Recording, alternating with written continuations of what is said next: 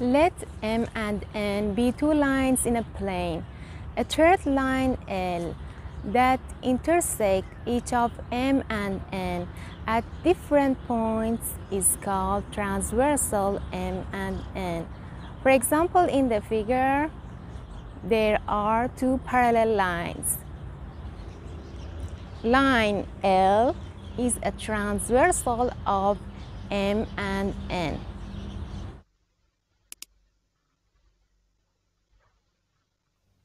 Line AB is a transversal of F and G. Now we have a new lesson. Next lesson is about corresponding angles. In a figure of two parallel lines with a transversal, the angles in the same position at each intersection are called corresponding angles. Corresponding angles are congruent. What's the meaning of congruent? Congruent angles are two angles that have same measures. In some books, letter M is used to indicate measure. Angle 1 and angle 5 are corresponding angles, so they have equal measure. Let's check it.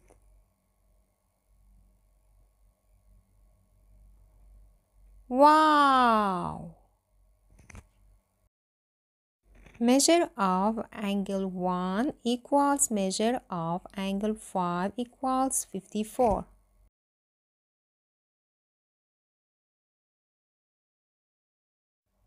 Both numbers and letters can be used to name an angle according to different books. Here we use numbers to represent the angle. Therefore,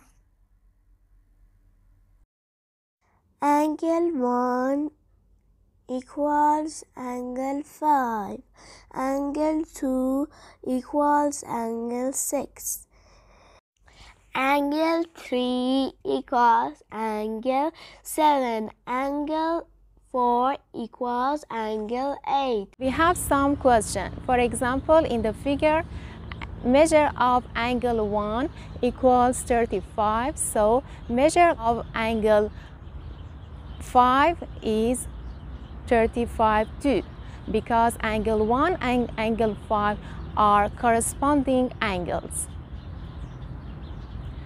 It's your turn. Please answer this question.